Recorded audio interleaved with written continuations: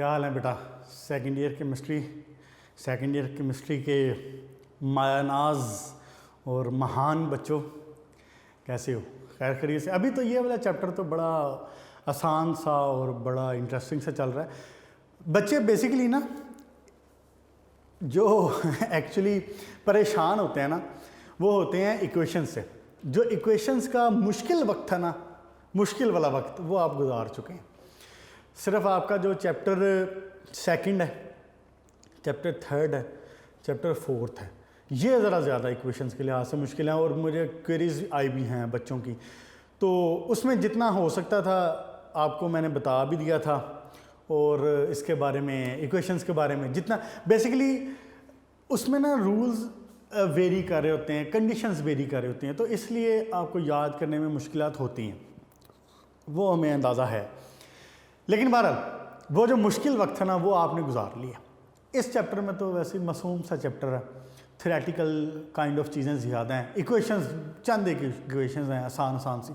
और जब आप ऑर्गेनिक में आएंगे तो फिर आपने ना, उम्मीद है वैसे ऑर्गेनिक आप आके कॉलेजेस में पढ़ेंगे, तो आपने सिर्फ अपना ना इंटरेस्ट मेंटेन करके रखना है। ये बात और ये नसीहत मेरी याद रख लें, इंटरेस्ट अपना मेंटेन करके रखना जब ऑर्गेनिक स्टार्ट करोगे। अगर ऑर्गेनिक में इंटरेस्ट लेके समझ के चलोगे तो आपको ऑर्गेनिक केमिस्ट्री इंतहाई इंटरेस्टिंग लगेगी। लेकिन अगर आप ये सोचोगे कि जी मैं रट्टा मार लूँ और मैं ऑर्गेनिक से जान छुड़ा लूँ, तो फिर ऑर्गेनिक आपकी जान नहीं छोड़ती। एक बात। दूसरी बात ये कि ऑर्गेनिक से जान छुड़वाएं भी नहीं। क्यों? उसकी वजह यह है कि आपका जो एंटी टेस्ट है वो main portion second year chemistry से जो होता है उसका, वो आपका ऑर्गेनिक से होता है। इसलिए आप इसे जान कैसे छुड़वा सकते हैं? अगर आपका ये ख्याल है कि आपने डॉक्टर या इंजीनियर बनना है, इंशाअल्लाह। ठीक है, अपना ख्याल रखें बच्चों, और केमिस्ट्री के साथ अच्छी दोस्ती बना के रखें, तो फिर इंशाअल्लाह ताला आपको दोस्ती का अजर भी मिल जाएगा। जनाब अली, लास्ट टाइम हमने ओपन हर्थ प्रोसेस मुकम्मल हो गया था, सिर्फ क्या बाकी था? उसकी इक्वेशंस, ओपन हर्थ प्रोसेस। अब मैं डायग्राम दोबारा नहीं बना रहा, लेकिन मैं जल्दी से एक बार रिव्यू दे देता हूँ। हमने क्या किया था? ओपन हर्थ प्रोसेस में लेटेस्ट मेथड है, बेहतरीन मेथड है।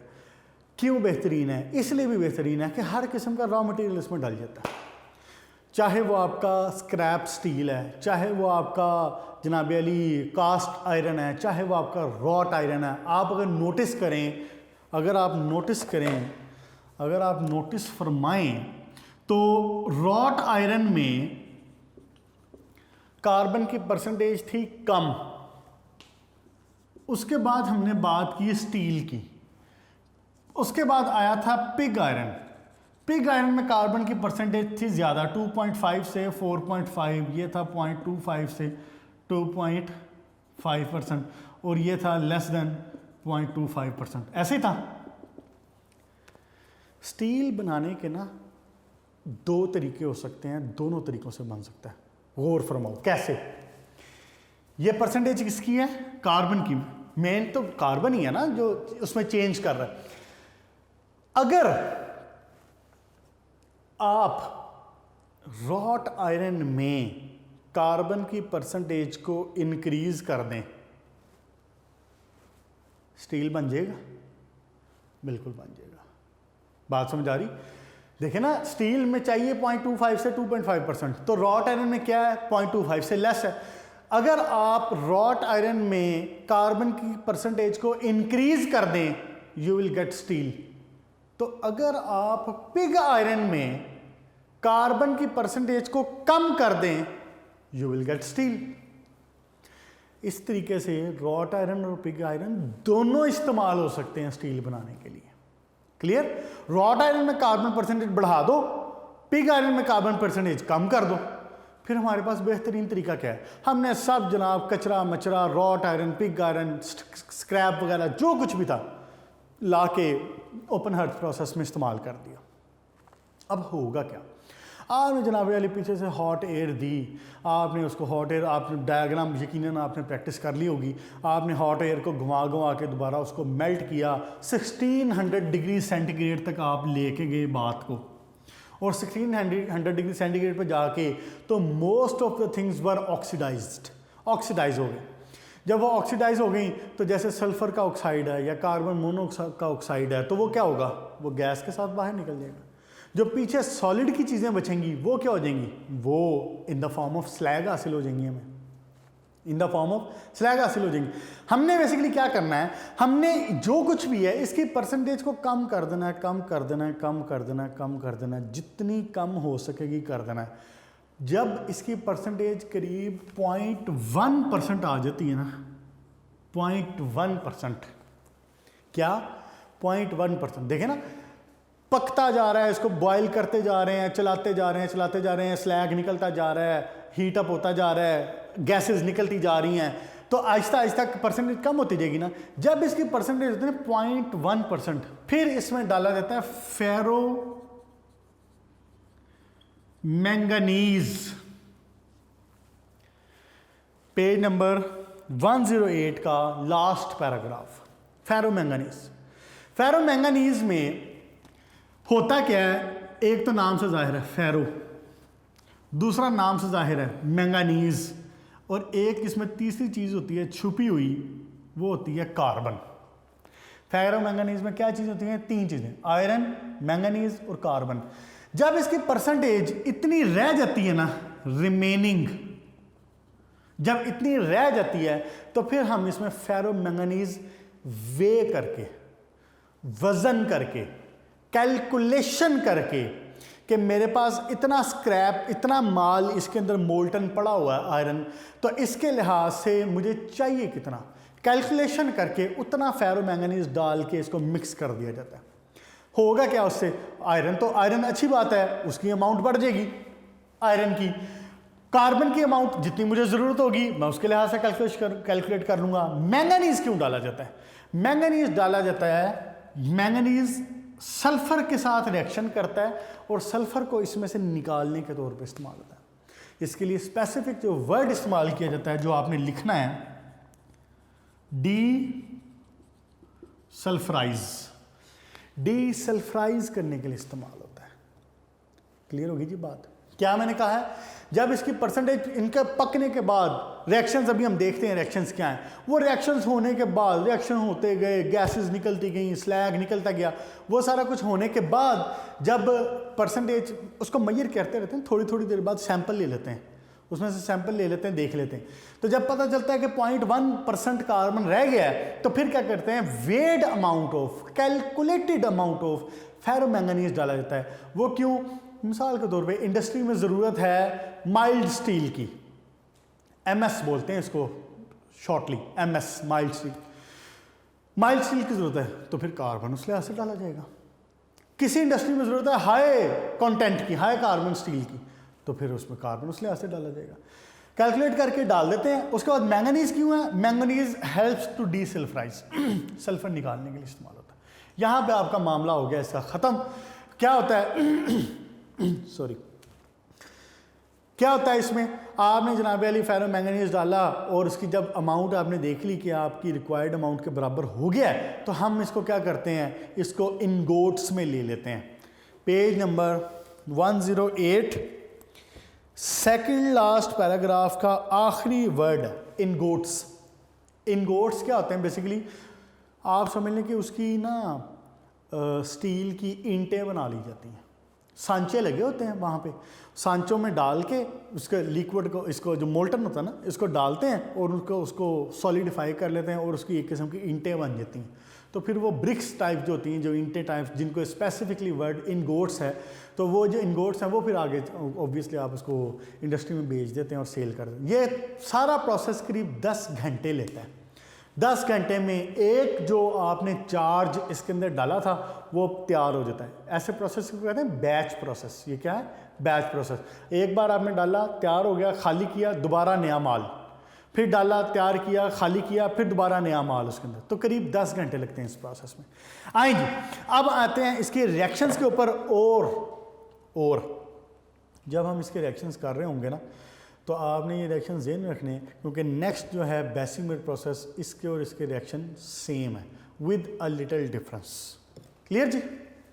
आप एक रिएक्शंस करेंगे और एक के रिएक्शंस करेंगे और दोनों के रिएक्शन हो जाएंगे उसमें। देखें जनाब अली, बेटा यहाँ पे भी वही बात याद रखनी है। मैंने आपको लास्ट टाइम भी बताया था, मैं आपको एक स्केच की फॉर्म में बताऊंगा, लेकिन जब आप पेपर में लिखेंगे तो आपने ऐसा ही लिखना है जैसे पेज नंबर 108 पे ये लिखे हुए हैं। ठीक है, ये इक्वेशंस लिखी हुई ना सारी, एक अलग अलग लाइंस की फॉर्म में, आपने ऐसे ही लिखनी है बोर्ड में। सबसे पहले जनाब याद रखने में आसानी होगी आपको, ऑक्सीजन के साथ 3 रिएक्शंस होते हैं, 3 चीज़ों के रिएक्शन होते हैं। क्या? Carbon, manganese, silicon. ये भी इंप्योरिटी, ये भी इंप्योरिटी, ये भी इंप्योरिटी। जब आप एयर पास कर रहे हैं, ऑक्सीजन पास कर रहे हैं, तो बर्निंग होगी, ऑक्सीडेशन होगी, इनके ऑक्साइड बनेंगे। इंतहाई सिंपल सी बात है, कार्बन का ऑक्साइड क्या बन जाएगा? Carbon monoxide. मैंगनीज का ऑक्साइड क्या बन जाएगा? Manganese oxide. सिलिकॉन का ऑक्साइड क्या बन जाएगा? सिलिका। कोई मुश्किल है? 3 रिएक्शन हो गए। जब आप लिखेंगे तो आपने अलग अलग लिखना है, carbon plus oxygen, carbon mono, manganese plus oxygen, manganese oxide. इसको बैलेंस कर लेना। बैलेंस कैसे करोगे? 1/2 आ जाएगा यहाँ पे। अच्छा जी, सल्फर सॉरी सिलिका, ऑक्सीजन के साथ सिलिका, SiO2। ठीक है, लिखना आपने ऐसे। ओके जी, 3 रिएक्शन हो गए। अब फर्दर देखो, ये जो बना ना सिलिका, नेक्स्ट 3 रिएक्शंस इसके साथ हैं। क्या? सिलिका रिएक्शन होगा iron oxide, calcium oxide, manganese oxide. Silica का रिएक्शन 3 के साथ। क्या? आयरन ऑक्साइड, मैंगनीज ऑक्साइड और कैल्शियम ऑक्साइड। कैल्शियम ऑक्साइड की हमने लाइनिंग लगाई हुई है, मैंगनीज ऑक्साइड प्रोड्यूस हुआ है, आयरन ऑक्साइड भी ऑब्वियसली, जब आयरन है, ऑक्सीजन है, तो आयरन की भी तो ऑक्सीडेशन हो रही होगी, आयरन ऑक्साइड। क्या बनेगा जनाब? Calcium silicate, manganese silicate, iron silicate. कोई मुश्किल है इसमें? पेज नंबर 108 दूसरी क्वेश्चंस भी हो गई। क्या मैंने पहले बताया? ऑक्सीजन के साथ रिएक्शन कार्बन, सिलिकॉन, मैंगनीज। बेटा नोटिस करो ये बात, डेसिमर्स प्रोसेस में ये तीनों equation same to same as it is लिखनी है। जो डेसिमर्स प्रोसेस की जो नेक्स्ट इक्वेशन होगी वो ये वाली है, ये वाली इक्वेशन भी उसमें इस्तेमाल होगी। ये नहीं इस्तेमाल होगी, ये दोनों, ये वाली इस्तेमाल होगी। देखें 4 इक्वेशंस मैंने आपको बता दी हैं जो कि सेम है ओपन हार्ट प्रोसेस में और बेसिमर प्रोसेस में। क्या? पहली, ऑक्सीजन के साथ reaction carbon, carbon mono, manganese, manganese oxide, silicon, silicon oxide या सिलिका। नेक्स्ट रिएक्शन सिलिका के साथ iron oxide, iron silicate, manganese oxide, manganese silicate, calcium oxide, calcium silicate. All okays. Next देखें, FeO2O3 iron oxide, इसका 2 reaction, एक sulphur के साथ, दूसरा phosphorus के साथ। यहां पर थोड़ी सी मुझे जगह चाहिए। आयरन ऑक्साइड और क्या बना रहा है? Iron silicate. ठीक हो गया जी? सल्फर के साथ और फास्फोरस का 2 रिएक्शन, क्या बनेगा? Iron plus sulphur dioxide, iron separate SO2, iron separate P2O5, P2O5। मुश्किल है कोई? इस वक्त आपके सामने बोर्ड पे 6 और 2 8 इक्वेशंस लिखी हुई हैं। आपको लग रहा है ऐसा कि 8 इक्वेशंस लिखी हुई हैं? ऑक्सीजन के साथ carbon, silicon, manganese, oxide oxide oxide, silica के साथ calcium oxide, manganese oxide, iron oxide, iron silicate, manganese silicate, calcium silicate. 6 equations हो गई। मैंने ये भी बता दिया ये इक्वेशन तीनों बेसिमर में इस्तेमाल होनी है, ये भी बेसिमर में इस्तेमाल होनी है। बस बेसिमर में 4 इक्वेशन इस्तेमाल होनी है।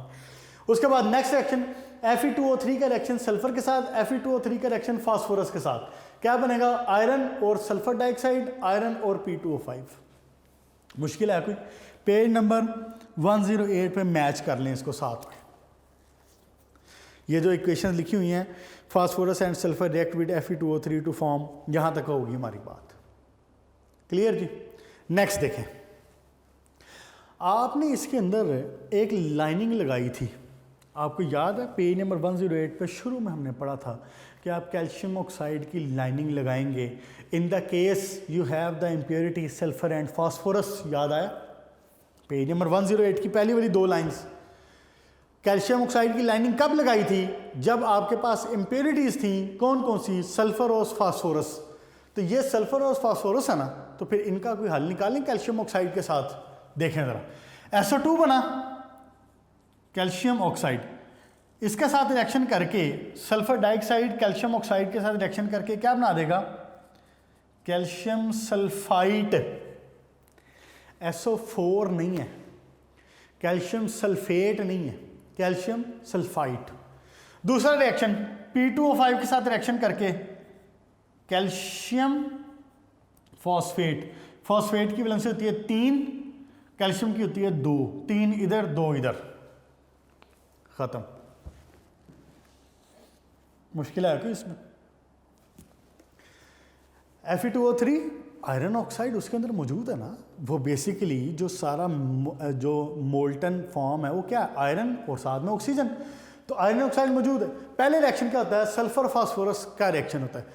आयरन प्योर अलग, सल्फर डाइऑक्साइड। आयरन प्योर अलग, P2O5 फास्फोरस पेंटाऑक्साइड। अब यहाँ पे फायदा आया कैल्शियम ऑक्साइड डालने का। क्या? कैल्शियम ऑक्साइड रिएक्शन करेगा SO2 के साथ calcium sulphite, calcium oxide reaction करेगा P2O5 के साथ कैल्शियम फॉस्फेट। कैल्शियम फॉस्फेट बेहतरीन किस्म का फर्टिलाइजर है। ये क्या है? बेसिकली ये स्लैग बन गया। ये स्लैग बना है, आपने स्लैग को ऊपर से हटा लेना है, ऐसे करके ऊपर से हटा के जब उसको अलग करते हैं वो जम जाता है। जब जम जाता है उसको क्रश किया जाता है, क्रश करके पाउडर बनाते हैं, फर्टिलाइजर तैयार, इंडस्ट्री में फर्टिलाइजर के तौर पर उसको भी सेल कर देते हैं। क्लियर जी? एक नज़र दोबारा रिपीट कर रहा हूँ और इसके साथ ही बेसिमर शुरू हो जाना। क्लियर जी? देखें ज़रा क्या हो रहा है। ऑक्सीजन के साथ reaction carbon silicon manganese, carbon का ऑक्साइड, सिलिकॉन का ऑक्साइड, मैंगनीज का ऑक्साइड, 3 रिएक्शंस हो गए। ये तीनों रिएक्शन बेसिमर में इस्तेमाल हो जाने आगे। सेम बेसिमर में भी यही तीनों सेम लिखेंगे आप। उसके बाद सिलिका के साथ reaction calcium oxide, manganese oxide, iron oxide, calcium silicate, manganese silicate, iron silicate. याद रख लें ये वाला रिएक्शन आपने वहाँ पे बेसिमर में भी लिखना है, ये वाले दोनों नहीं लिखने, ये वाला लिखना है बस। उसके बाद Fe2O3 का रिएक्शन सल्फर के साथ, आयरन अलग, सल्फर डाइऑक्साइड। Fe2O3 का रिएक्शन फास्फोरस के साथ, आयरन अलग, P2O5। अब यहाँ पे इस्तेमाल आया कैल्शियम ऑक्साइड की लाइनिंग लगाने का। याद आया? Basic lining, sulphur dioxide, calcium oxide, calcium sulphite, P2O5, calcium oxide, calcium phosphate. Clear होगी जी बात? यहाँ पे आपका ओपन हर्थ प्रोसेस ख़त्म हुआ। स्टार्ट करते हैं बेसिमर्स प्रोसेस। बेसिमर्स प्रोसेस में भी कोई डिफरेंस नहीं है, मामूली सी 2-4 चीज़ों का डिफरेंस है, डायग्राम का फ़र्क है, रिएक्शन भी मोस्टली सेम है जो मैंने बता दी। ये चारों रिएक्शन वहाँ इस्तेमाल होने हैं, 3 ये वाले और 1 ये वाला। देखें जी ज़रा, बेसिमर्स प्रोसेस जो है ना ये निस्बतन आप कह लें कि ज़रा नखरे वाला प्रोसेस है। जैसा कि आपने देखा है कि रॉट आयरन इसमें ओपन हर्थ में क्या हो रहा है? ओपन हर्थ में जनाब अली आप रॉ मटेरियल जो मर्जी इस्तेमाल कर रहे हैं, सारा कुछ ही इस्तेमाल हो रहा है। बेसिमर्स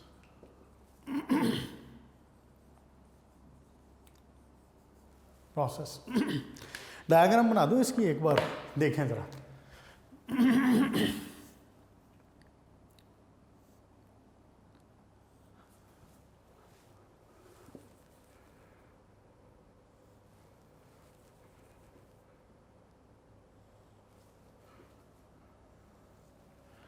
ऐसे।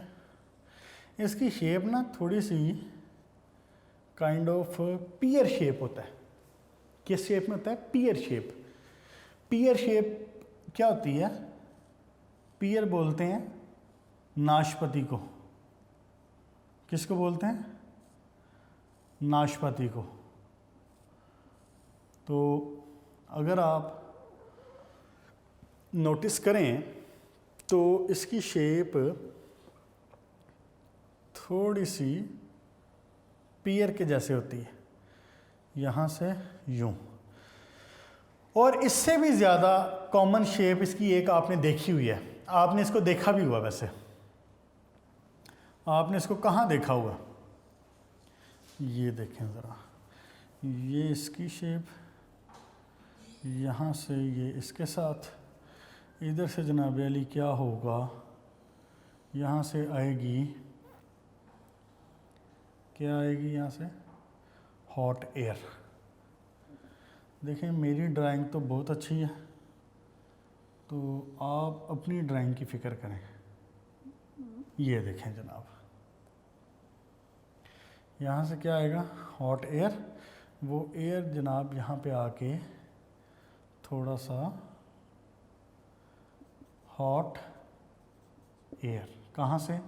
यहाँ से। यहाँ पे जब आएगी तो वो एयर बेसिकली यहाँ से इनके अंदर आएगी। ये यहाँ पे नोज़ल्स लगी हुई हैं। क्या लगा हुआ है? नोज़ल्स। ठीक हो गया? ओके जी। यहाँ पे डाला जाएगा जनाबी अली चार्ज। यहाँ पे डाला जाएगा क्या? चार्ज। यहाँ पे मौजूद होगा सारा चार्ज।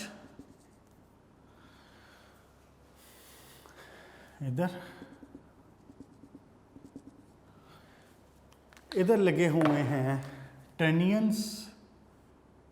ये टेनियंस। और यहाँ पे नीचे ये लगी हुई हैं क्या? नोज़ल्स। इसने यहाँ पे ये एक मुश्किल सा वर्ड यूज़ किया हुआ है, टायर्स। ये इसी का वर्ड है, टायर्स। टायर्स को आम जुबान में नोज़ल कहते हैं। क्या कहते हैं? नोज़ल। इससे ठीक हो गया जनाब। बस इतनी सी बात। यहाँ से क्या निकलेगा? यहाँ से निकलेंगे कार्बन मोनोऑक्साइड। यहाँ पे लिख देता हूँ, ये क्या है? Carbon monoxide. और क्या है? Refractory lining. ऑब्वियसली ये लाइनिंग है, ये वाली जो इसका पूरा है रिफ्रैक्टरी लाइनिंग। और नोज़ल आ गई, एयर आ गई, टर्नियन आ गए और ख़त्म। आए जनाब अली, बेसिमर्स प्रोसेस बेसिकली मैं इसको नखरे वाला इसलिए कह रहा था कि ये सिर्फ कास्ट आयरन इस्तेमाल करेगा। ये कहता है कि नहीं जी भाई साहब, आप मुझे ज़्यादा परसेंटेज कार्बन वाला माल दें। कास्ट आयरन में, पिग आयरन में परसेंटेज कितनी थी? मोर देन 2.5 थी ना, 2.5 से 4.5 तक। तो हमने स्टील में क्या करना था? उसको कम करना था। तो ये कहता है कि प्रोसेस कहता है कि जी मुझे आप ज़्यादा कार्बन वाला माल दें और उसको कम करवा लें तो ठीक है जी, मैं भी राज़ी, आप भी राज़ी। इसलिए इसमें रॉ मटेरियल क्या होगा? रॉ मटेरियल होगा इसके अंदर ओनली कास्ट आयरन। फिर इसकी जो शेप है ना, आपने इसकी शेप देखी हुई है।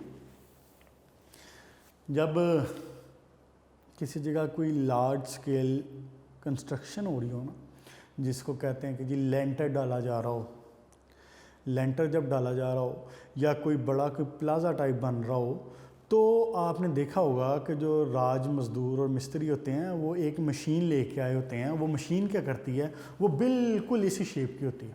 वो मशीन क्या, वो एक काइंड ऑफ घड़ा सा होता है, ऐसे करके मशीन से होती है वो ना। शेप उसकी भी यही पियर शेप होती है, नाशपाती टाइप।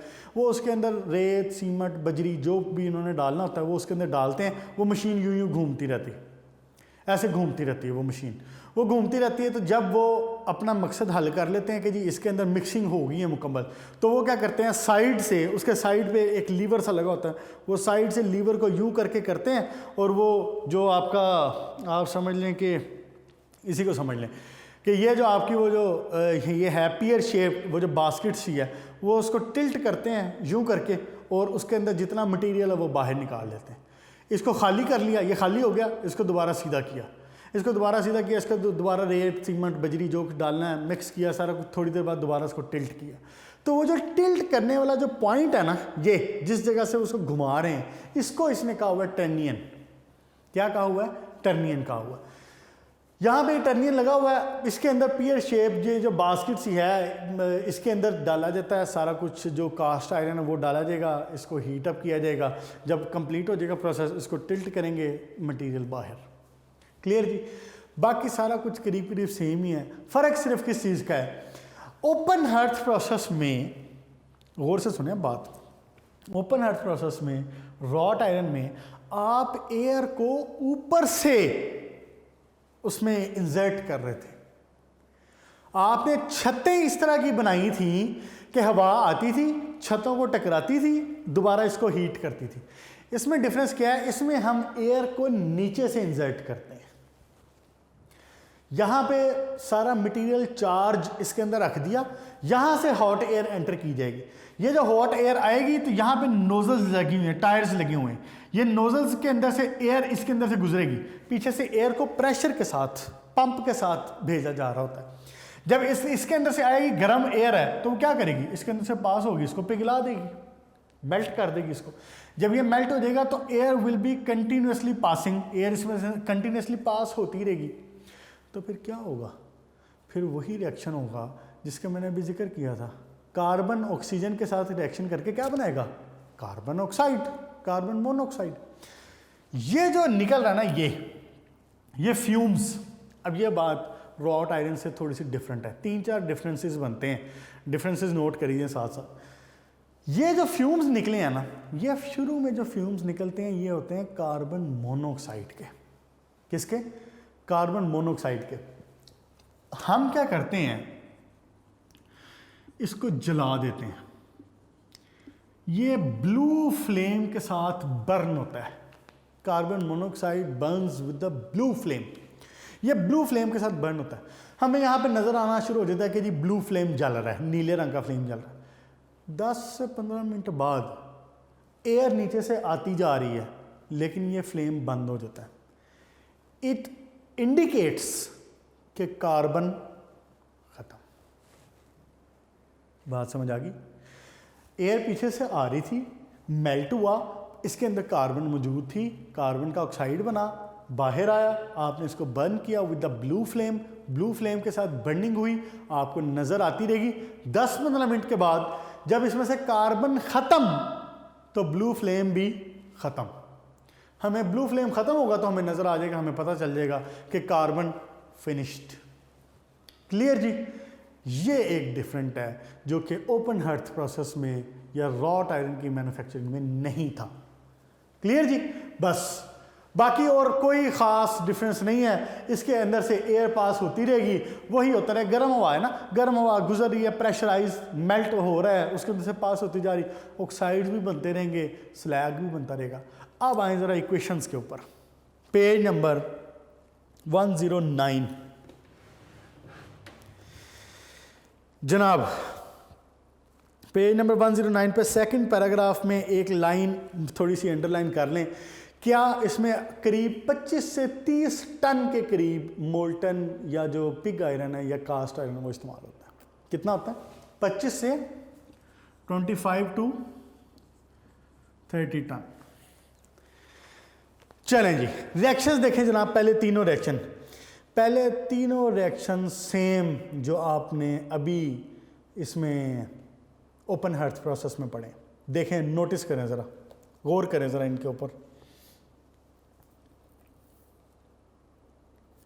यही वाली रिएक्शन है ना, oxygen, carbon, manganese, silicon, silica, manganese oxide, carbon monoxide. Clear जी। उसके बाद नेक्स्ट रिएक्शन मैंने आपको बताया था, एक रिएक्शन और कॉमन है। वो कौन सा रिएक्शन बताया था? मैंगानीज ऑक्साइड का सिलिका के साथ रिएक्शन। डायग्राम रेज कर दूं बच्चों? डायग्राम रेज कर देता हूं, यहां पे रिएक्शन लिख देता हूं।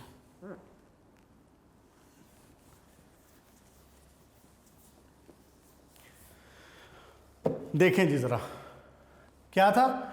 मैंगनीज ऑक्साइड का रिएक्शन सिलिका के साथ, और बना क्या रहा था? Manganese silicate certified slag. Certified slag इसलिए कह रहा हूं कि अब तक तो आपको यकीन आ चुका है कि मैंगनीज सिलिकेट स्लैग है। रॉट आयरन में भी देखा, ओपन हर्थ में भी देखा, यहां पे भी देखा। क्लियर जी। अब सिर्फ दो इक्वेशंस हैं जो कि इसकी मुख्तलिफ हैं। किससे? ओपन हर्थ से या रॉट आयरन से। देखें जरा वो इक्वेशंस क्या है। एक है आयरन का रिएक्शन होगा ऑक्सीजन के साथ, हाँ जी, ऑक्सीजन के साथ, और यह बनाएगा Fe2O3। Fe2O3 बन गया। Fe2O3 का रिएक्शन होगा कार्बन के साथ, और यह बनाएगा आयरन और कार्बन मोनो। बस पेज नंबर 109 दोनों इक्वेशंस ये भी हो गई। ये equation same as of open hearth process, ये equation same as of open hearth process. सिर्फ नई इक्वेशंस क्या हैं? नई इक्वेशंस सिर्फ ये दो नई इक्वेशंस। एक आयरन का रिएक्शन ऑक्सीजन के साथ Fe2O3 बना, Fe2O3 कार्बन के साथ रिएक्शन करके आयरन और कार्बन मोनो। तो यही कार्बन मोनो तो निकल रही है, यही कार्बन मोनो तो निकल रही है जो कि बर्न हो रही है। वहाँ पे ओपन अर्थ प्रोसेस में क्या हो रहा था? वहाँ पे एक थोड़ा सा डिफरेंट था, यहाँ पे ये वाला रिएक्शन डिफरेंट था कि Fe2O3 का हमने रिएक्शन शो किया था सल्फर और फास्फोरस के साथ, और फिर कैल्शियम ऑक्साइड के साथ। क्लियर जी। यहाँ पे आपका ये मामला हुआ ख़त्म। अब एक छोटी सी और लास्ट वाली बात, वो क्या? जब इसके अंदर से भी कार्बन की परसेंटेज आपकी डिज़ायर के मुताबिक हो जाए, फिर हम इसमें दोबारा वेड अमाउंट ऑफ फेरो मैंगनीज डालते हैं, जैसा कि उसके अंदर था। मैंगनीज का बेसिकली ना, मैंगनीज के दो काम होते हैं। यहां लिख देता हूं। मैंगनीज के दो काम होते हैं। एक, मैंगनीज एक काम तो कर रहा होता है डीसल्फराइजेशन, बताया था मैंने लास्ट में। दूसरा ये कर रहा होता है कि उसको जो स्टील है ना, उसको स्ट्रेंथ प्रोवाइड करता है। तो इसके लिए मैं वर्ड यूज करूंगा इम्पार्ट्स।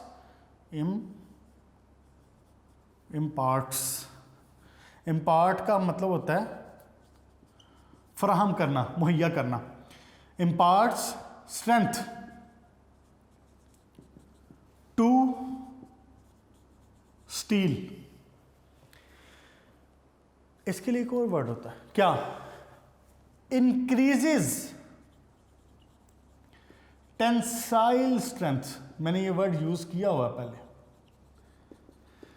टेंसाइल स्ट्रेंथ मतलब उसकी जो स्टील के जो एटम्स हैं वो एक रेशे टाइप से बन जाते हैं ना, ऐसे टेंसाइल। समझने के लिए बात ऐसी, जैसे आप कि अपने पेपर को देख लें, पेपर को लाइट के सामने करके देखें ना, तो उसके अंदर छोटे छोटे से आपको रेशे नजर आएंगे। वो बेसिकली एक दूसरे के अंदर जुड़े हुए हैं, जिसकी वजह से पेपर की मजबूती है। ऐसे ही किसी भी मेटल में होता है। तो ये इसको जो स्ट्रेंथ है वो प्रोवाइड करता है स्टील को, यानी स्टील को मजबूत बनाता है मैंगनीज। लेकिन उस वक्त जब हमारी मर्जी का कम अमाउंट, कैलकुलेटेड अमाउंट डाली हो, ठीक है, हम पहले इसको एज इम्प्योरिटी समझ के सारा कुछ निकाल देते हैं, उसके बाद फिर अपनी मर्जी के मुताबिक थोड़ा सा ज़रूरत के मुताबिक इसके अंदर वो डाल दिया जाता है। क्लियर होगी जी बात? अब आखिरी बात, ये वाली बात तो सेम है, ये वाली बात तो ओपन हर्थ में भी इस्तेमाल हुई थी। अब यहाँ पे होनी है लास्ट बात, वो क्या? और ये शॉर्ट क्वेश्चन भी है। आपने एक बात नोटिस की है, इस प्रोसेस में हमने एयर को, आपका जो मोल्टन आयरन था, जो आपका चार्ज था, उसके अंदर से पास करवाया। ऐसे हुआ ना? ये आपका वो लिक्विड मोल्टन आयरन था, आपने एयर नीचे से पुश की थी और वो एयर इसके अंदर से पास होके फ्यूम्स बना के ऊपर चली गई थी। अब एयर में तो नाइट्रोजन भी होती है। होता क्या है, अगर ये एयर बबल्स की फॉर्म में इसके अंदर रह जाए तो ये इसको वीक करती है, इसकी स्ट्रेंथ को ख़राब करती है। पेज नंबर 109 इस टॉपिक का लास्ट पैराग्राफ देखें ज़रा। कहता है कि in order to remove the entrapped bubble of gases, आगे उसने ब्रैकेट में लिखा हुआ ब्लो होल्स, ये वर्ड अंडरलाइन करें ज़रा।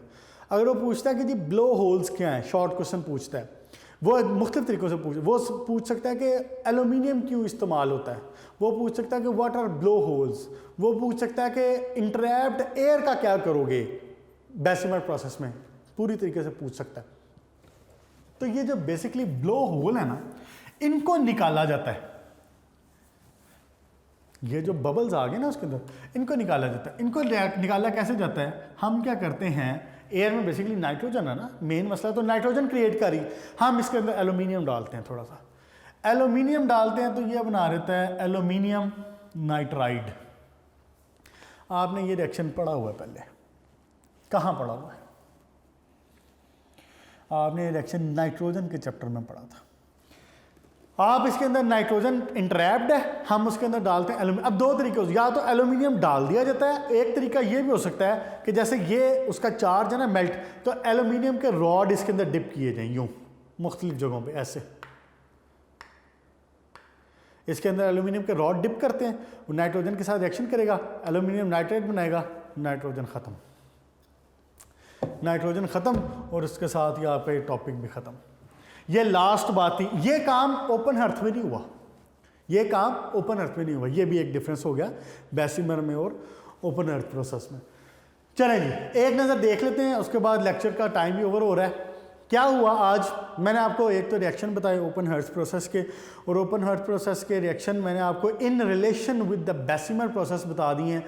घबराने की कोई ज़रूरत नहीं है कि जनाब 12 इक्वेशंस इसकी हैं, 6 इक्वेशंस इसकी हैं, कुछ भी नहीं है। मैंने आपको बना के इसीलिए बता दिए हैं, एक जैसा करके दिखा दिया कि सिर्फ जो ओपन हर्थ है उसके अंदर ज़रा 4 इक्वेशन ज़्यादा हैं, बाकी 4 इक्वेशन, 3 और 1, 4 इक्वेशन कॉमन है, दोनों के अंदर इस्तेमाल हो जानी है।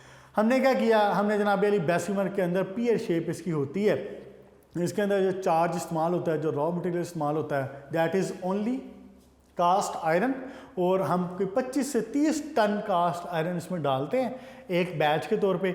डिफरेंस क्या है, इसमें एयर नीचे से पुश की जाती है। एयर कहाँ से पुश की जाती है? नीचे से। एयर उसके अंदर से गर्म एयर उसके अंदर से जब गुजरती है तो ऑब्वियसली वो उसको गर्म करती है, मेल्ट करती है, उसके ऑक्साइड्स बनते हैं, ऑक्सीडेशंस होती हैं, कार्बन का ऑक्साइड निकल गया, सल्फ़र का ऑक्साइड निकल गया, सिलिका अंदर रह गया, मैंगनीज़ अंदर रह गया। मैंगनीज़ ऑक्साइड का रिएक्शन किधर गया? रेज हो गया। मैंगनीज़ ऑक्साइड का रिएक्शन सिलिका के साथ मैंगनीज़ सिलिकेट, स्लैग ऊपर आ गया, वो अलग हो जाएगा, वहाँ से हटा लिया जाएगा। Carbon monoxide burns with the blue flame, जैसे ही वो ब्लू फ्लेम ख़त्म होगा we will get to know कि कार्बन ख़त्म। ठीक हो गया जी। उसके बाद लास्ट रिएक्शन में क्या पड़ा था? लास्ट रिएक्शन में आयरन, वही उसमें भी कार्बन मोनो बननी थी, आयरन का रिएक्शन ऑक्सीजन के साथ, आयरन ऑक्साइड कार्बन के साथ रिएक्शन करके कार्बन मोनो और आयरन प्योर अलग। लास्ट में जो इसका मसला रह जाता है एयर बबल्स का, टू एलिमिनेट दैट प्रॉब्लम हम उसमें इंट्रोड्यूस करवाते हैं एल्यूमिनियम को। एल्यूमिनियम उसमें डाला भी जा सकता है, उसमें एल्यूमिनियम के रॉड भी डिप किए जा सकते हैं, it will converted to aluminium nitride.